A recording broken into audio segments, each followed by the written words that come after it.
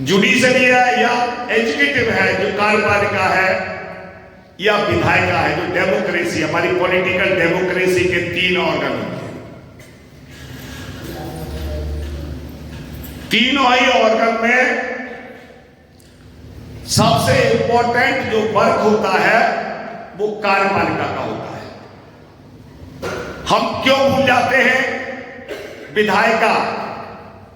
कल हम बात कर रहे थे विधायिका के ऊपर भी, हमारा सब्जेक्ट में बात की थी। मैं तीनों अंगों के ऊपर बात करूंगा कि जो पार्लियामेंट्री सिस्टम में हम पार्लियामेंट चुनकर भेजते हैं या एमएलए चुनकर भेजते हैं, वो विधायिका के तौर पर जाता है। लेकिन जब गवर्नमेंट का गठन होता है, सरकार का गठन होता है, उसमें कैबिनेट बनती है, उसमें मंत्री बनते हैं, और जो मंत्री होते हैं वो एग्जीक्यूटिव बन जाते हैं, वो कार्यपालिका का पार्ट बनते हैं, वो कार्यपालिका का हेड बनता है। सबसे इंपॉर्टेंट बात है इसको समझना। जब वो मिनिस्टर है, जिस भी डिपार्टमेंट का मिनिस्टर है, वो उस डिपार्टमेंट का वो हेड है, वो एग्जीक्यूटिव क्लास बन गया है। चाहे चीफ सेक्रेटरी है वो भी एग्जीक्यूटिव क्लास है, जो मिनिस्टर है वो भी एग्जीक्यूटिव क्लास का हेड है।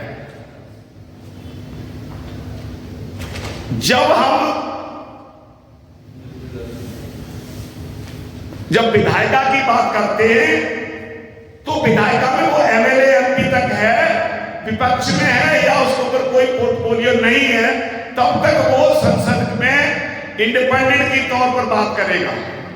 लेकिन जैसे ही वो मिनिस्टर बन जाता है और उस मिनिस्टर का जो हेड है ग्रुप ऑफ मिनिस्टर्स का, वो देश का प्राइम मिनिस्टर होता है, और सबका जो हेड होता है वो राष्ट्रपति होता है। एग्जीक्यूटिव का जो हेड है वो राष्ट्रपति होता है। हमारे लोगों को शायद पता ना हो, देश में कोई भी काम कोई अफसर साइन करता है on the behalf of president of India, वो साइन करता है तो उसके नीचे लिखा है on the behalf of president of India. उसका जो एडवाइजर होता है वो प्राइम मिनिस्टर होता है। एग्जीक्यूटिव हेड होने के नाते वो भी प्राइम मिनिस्टर, राष्ट्रपति का हेड, वो एडवाइजर होता है। अब यहां जो लोग बैठे हैं, एग्जीक्यूटिव क्लास में जब तक चेंज नहीं आएगा, क्योंकि जो योजनाएं बनती हैं, जो सचिवालय वहां पर रिपोर्ट पेश करता है, वो जो मानसिकता के लोग बैठे जिस व्यवस्था में काम कर रहे हैं, जी रहे हैं, इसलिए बाबा साहब ने कहा कि जब तक सोशल डेमोक्रेसी में जो प्रशासक है, जिस व्यवस्था को पल रहा है, उसकी परवरिश हुई है, उस परवरिश ने उसकी जो मानसिकता सेट की है, वो अपने जीवन में, अपनी लाइफ में, अपने दिन में 24 घंटे में उसी मानसिकता के अनुसार ही वो काम करेगा। जो उसकी अंडरस्टैंडिंग सेट हो गई है, उसी अंडरस्टैंडिंग के अकॉर्डिंगली जो उसको राइट लगेगा वही आगे प्रोसीड करेगा। हम चाहते हैं कि देश का प्रधानमंत्री, देश की कैबिनेट हमारे साथ गलत कर रही है, ऐसा नहीं है। व्यवस्था के अनुसार उनकी जो अंडरस्टैंडिंग है, उसके अनुसार उन्हें जो राइट लगता है वो वही करते हैं। लेकिन देश की जो व्यवस्था है वो हमारे विरोध में है। जब व्यवस्था हमारे विरोध में है तो उसमें काम करने वाले लोगों की सोच कैसे हमारे फेवर में बन जाएगी। हम बिना व्यवस्था के बदले हुए सोच को बदलना चाहते हैं। जुडिशरी में, कॉलेजियम सिस्टम में अभी बहुत सारी बातें हुई। कॉलेजियम सिस्टम में हाई कोर्ट के जज का जो सिलेक्शन होता है, उसमें जो जिस तरह से सुप्रीम कोर्ट में राष्ट्रपति की अप्रूवल होती है और राष्ट्रपति का जो एडवाइजर होता है वो प्राइम मिनिस्टर होता है, जो भी फाइल जाएगी राष्ट्रपति के पास उसके जो भी कमेंट आएगा वो फाइल फिर मिनिस्ट्री में आएगी और मिनिस्ट्री उस पर कमेंट देगी, राष्ट्रपति उस पर साइन कर देगा। यही सिस्टम है। ऐसे ही हाई कोर्ट के जो जज बनते हैं, 97 में डीओपीटी के 5 ओम साहित्य ऑफिस मेमोरेंडम आए, उसमें हम से अपने सब्जेक्ट में रखा था न्यायपालिका में जातवादी व्यवस्था। इस पर पहले भी हम लोग कर चुके, caste system in Indian judiciary. Sardar ji उस समय हमारे राष्ट्रीय अध्यक्ष थे। ये पूरे देश में उस समय भी हमने किया था जब ऑफिस मेमोरेंडम आए थे हमारे विरोध में SC/ST के रिजर्वेशन को लेकर, क्योंकि वहां बैठे हुए आदमी जो जज है हाई कोर्ट का बन रहा है, वहां का जो CM है, मुख्यमंत्री है, हाई कोर्ट का चीफ जस्टिस है, उनकी सहमति से, दोनों की सहमति से ही आगे हाई कोर्ट के जजों की संस्तुति होती है।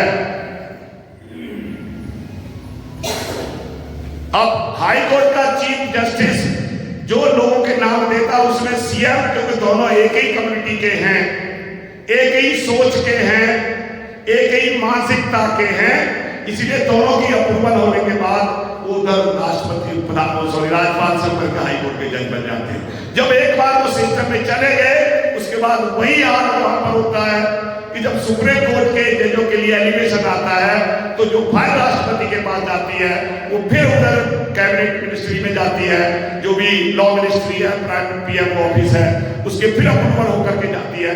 वहां सब ये बारगेन एक दूसरे के हितों की बात होती है कि जिस व्यक्ति को हम जज बना रहे हैं वो हमारे ही समाज का है, हमारे हितों के लिए काम करेगा, इस देश में जो व्यवस्था बनी हुई है उस व्यवस्था को मजबूत करने के लिए काम करेगा या उस व्यवस्था को समाप्त करने के लिए काम करेगा।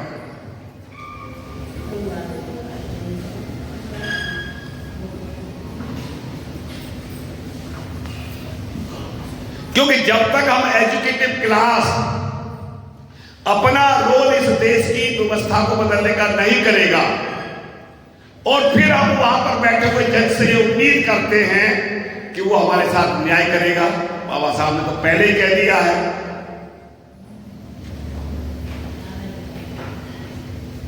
साथियों, सबसे इंपॉर्टेंट ये है कि आपकी ओपिनियन सरफेस पर क्या बनती है। अगर इस देश में फुले अम्बेडकरी आइडियोलॉजी काम करेगी, सरफेस में आएगी, तो वो आइडियोलॉजी सामाजिक व्यवस्था को इन्फ्लुएंस करेगी, सामाजिक व्यवस्था को तोड़ने का काम करेगी और वही डेमोक्रेसी, पॉलिटिकल डेमोक्रेसी में उसका रिफ्लेक्शन आएगा। सोशल डेमोक्रेसी में कोई रिजल्ट नहीं आएगा। सोशल डेमोक्रेसी का रिजल्ट पॉलिटिकल डेमोक्रेसी में, इकोनॉमिकल डेमोक्रेसी में और रिलीजियस में, ये तीनों उसके बाई प्रोडक्ट है जिनमें हमारा चेंजेज आते हैं। जो भी समाज में थोड़ा बहुत परिवर्तन आता है, दिखाई देता है, उसका रिजल्ट आपको राजनीति में भी दिखाई देगा, उसका रिजल्ट आपको रिलीजियस एरिया में भी दिखाई देगा, उसका रिजल्ट आपको इकोनॉमिकल एरिया में भी दिखाई देगा। लेकिन हम सामाजिक व्यवस्था का निर्माण जो है समता, स्वतंत्रता, बंधुत्व के आधार पर करना नहीं चाहते हैं। हम चाहते तो है हमारे साथ न्याय हो। इसीलिए साथियों, जब तक हम इस देश की सामाजिक व्यवस्था में, डॉक्टर धर्मवीर एक IAS हुआ करते थे, असम कैडर के, यूपी के रहने वाले थे, उन्होंने एक किताब लिखी, उस किताब में बहुत बढ़िया लिखा उन्होंने, संवैधानिक क्रांति को विफल होने से अगर रोकना है, इस देश में संवैधानिक क्रांति को विफल होने के पूरे कोशिश की जा रही है और समाज को दुर्घटना से बचाना है। उन्होंने 2 बातें कही हैं, तो फिर हमारी कथनी और करनी में अंतर नहीं होना चाहिए। अभी सरदार जी ने भी यही बात आपके सामने रखी कि हमारी कथनी और करनी में अंतर नहीं होना चाहिए। जो कैरेक्टर की डेफिनेशन है वही है, जो कहो वही करो, जो करो वही कहो। कहीं ना कहीं हमारा डबल कैरेक्टर है। अरुण गुप्ता जी भी यही कह रहे थे, हम अम्बेडकरवादी बात करते हैं लेकिन सारे कर्मकांड करते हैं। लेकिन यहां कर्मकांड नहीं, हम उससे ऊपर की बात कर रहे हैं, हम कैडर की बात कर रहे हैं। जो कैडर है उसका कैरेक्टर जो है वो क्लियर होना चाहिए कि उसका डबल कैरेक्टर नहीं होना चाहिए, वो सिंगल कैरेक्टर होना चाहिए। क्योंकि देश में हिपोक्रेसी, इस हिपोक्रेसी से बचाना है। क्योंकि ये पहले भी हुआ है, उन्होंने आगाह किया इस देश में सामाजिक दुर्घटना हो सकती है, संवैधानिक जो क्रांति है उसको विफल करने की कोशिश की जा रही है, ये भी हो सकता है। क्योंकि हिपोक्रेसी है जब हमारे दुश्मन का कई सारे कैरेक्टर हैं। उन्होंने कहा कि एक तरफ तो वो अद्वैतवाद की नहीं, एकतावाद की बात करेंगे, सारे इक्वल हैं, सभी बराबर हैं, बाबा साहब डॉक्टर अम्बेडकर को भी नमन करेंगे, संविधान को भी नमन करेंगे, समता स्वतंत्रता बंधुत्व की बात करेंगे, और दूसरी तरफ संविधान को खत्म करने के लिए वो सारे षड्यंत्र करेंगे। इसीलिए क्योंकि ये पहले भी हुआ है, इसलिए इस देश में जो प्रतिक्रांति है इसको रोकना है। साथियों, सबसे इंपॉर्टेंट है हमारे लिए वाम से जो काम करती है, बुद्धा का एक अष्टांगिक मार्ग है। अष्टांगिक मार्ग की सबसे पहला मार्ग जिसको हम कहते हैं सम्यक दृष्टि, हम उसको वाम से के लोग कहते हैं राइट अंडरस्टैंडिंग, विजडम, जो भी नाम दे सकते हैं, राइट अंडरस्टैंडिंग। जो अंडरस्टैंडिंग सेट होती है वो हमारे ब्रेन में जाने वाली इंफॉर्मेशन, जो देश की सामाजिक व्यवस्था की जो इंफॉर्मेशन जो हमें दे रही है, हमारे ब्रेन में जाती है। जिस लेवल की इंफॉर्मेशन हमारे ब्रेन के अंदर रहती है, उस लेवल की अंडरस्टैंडिंग हमारी सेट हो जाती है। जैसे 2 साल का बच्चा, उसकी अंडरस्टैंडिंग 2 साल की छोटी सी होगी। जब 5 साल का हो जाता है, अपने फ्रेंड सर्कल में घूमने लगता है, तो उसकी अंडरस्टैंडिंग लेवल थोड़ा और बढ़ जाता है। जब वो स्कूल में जाता है तो उसका अंडरस्टैंडिंग लेवल और बढ़ जाता है, क्योंकि इंफॉर्मेशन का एरिया बढ़ गया उसका। जब छोटा सा 2 साल तक तो पेरेंट्स और फैमिली में दादा ताया नाना नानी थे, इनके कंटेक्ट में था और इतनी इंफॉर्मेशन थी। जब वो 3-4 साल का 5 साल का हुआ तो अपने दोस्त में हम उम्र बच्चे थे उनके बीच में खेलने लगा, तो उनको इंफॉर्मेशन एरिया थोड़ा और बढ़ गया। जब वो स्कूल में चला गया तो उसका एरिया और बढ़ गया और सारी इंफॉर्मेशन उसके पास आने लगी। जब वो बुक्स पढ़ने लगा तो इंफॉर्मेशन और बुक्स के माध्यम से मिलने लगी। जब आप देखेंगे किसी ने मैट्रिक कर लिया तो मैट्रिक लेवल की अलग अंडरस्टैंडिंग हो जाती है। जब +2 बच्चा करता है तो +2 लेवल की अलग अंडरस्टैंडिंग हो जाती है। जब वो इंजीनियरिंग लाइन में चला गया तो उसकी एक अलग अंडरस्टैंडिंग होती है। मेडिकल में गया, डॉक्टर बन गया, उसकी अलग अंडरस्टैंडिंग होती है। तो अंडरस्टैंडिंग जो होती है व्यक्ति की, वो लेवल ऑफ इंफॉर्मेशन। दूसरा, सोर्स ऑफ इंफॉर्मेशन, किस लेवल की इंफॉर्मेशन उसके ब्रेन के अंदर है और वो इंफॉर्मेशन का सोर्स क्या है। अगर सोर्स इस देश का प्रीवेलेंट सोशल सिस्टम है, इस देश का जो हिंदुओं के बनाए हुए मनुस्मृति के आधार के सारे जो इंफॉर्मेशन उधर से या मंदिर से है, तो उसकी अंडरस्टैंडिंग उस तरह की होगी। अगर उसकी फुले आंबेडकरी आइडियोलॉजी के साथ जुड़ा हुआ है तो उसकी अंडरस्टैंडिंग उस तरह की होगी। इसलिए अगर किसी व्यक्ति की, क्योंकि जिस तरह की अंडरस्टैंडिंग होगी, नेक्स्ट आता है राइट थॉट, राइट अंडरस्टैंडिंग, और नेक्स्ट आता है राइट थॉट।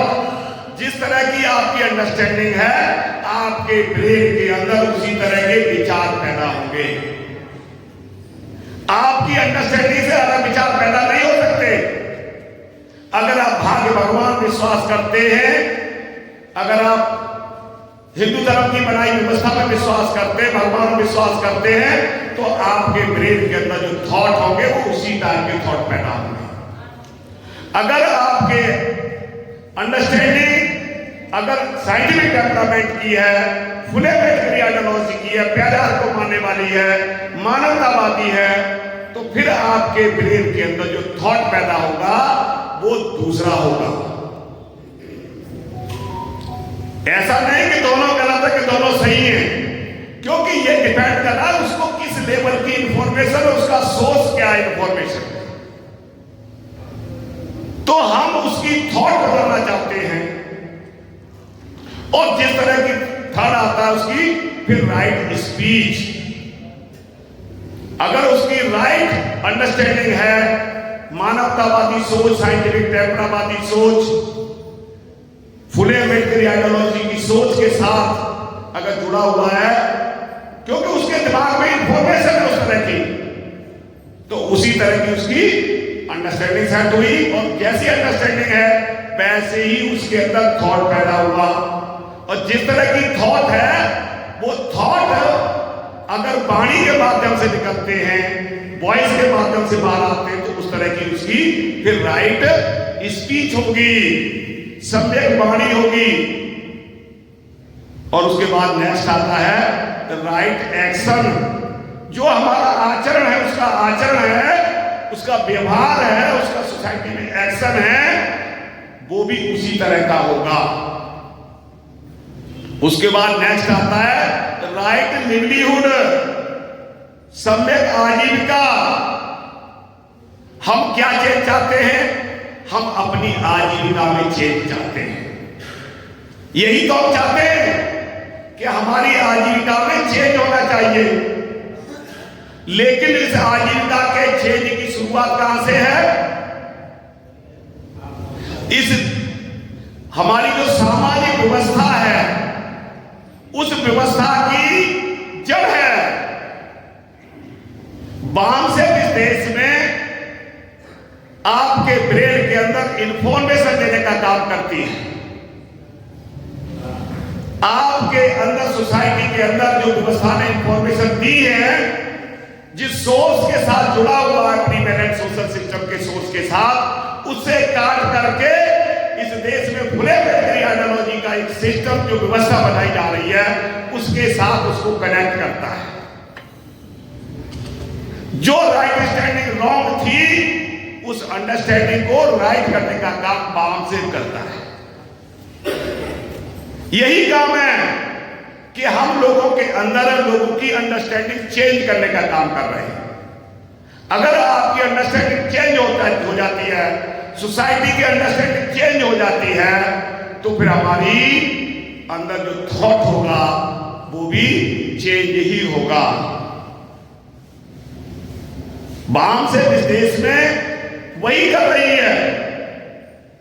हम कैडर के माध्यम से आपके साथ क्या कर रहे हैं? इंफॉर्मेशन दे रहे हैं, राइट इंफॉर्मेशन दे रहे हैं, जिसके आपकी अंडरस्टैंडिंग राइट सेट हो जाए, सोसाइटी के अंडरस्टैंडिंग राइट सेट हो जाए। फिर जब आपकी आजीविका राइट हो गई, फिर राइट एफर्ट्स की बात है, हमने दूसरे लोगों के अंदर भी कैडर होकर के फिर लीडर का रोल अदा करना, राइट एफर्ट्स करने। जो इंफॉर्मेशन राइट मेरे ब्रेन के अंदर है, जो अंडरस्टैंडिंग मेरी है, जो थॉट मेरी है, जो स्पीच मेरी है, जो एक्शन मेरा है, उसका फायदा, जैसे सरदार जी ने कहा कि जो प्रेम आपको मिले वो आगे लोगों में बांट देना है। जो इंफॉर्मेशन हमारे पास है वो हमने सोसाइटी में बांटने का काम करना है। फिर सोसाइटी में, क्योंकि व्यवस्था बदलने के लिए व्यवस्था को ही हमें दूसरे से रिप्लेस करना पड़ेगा।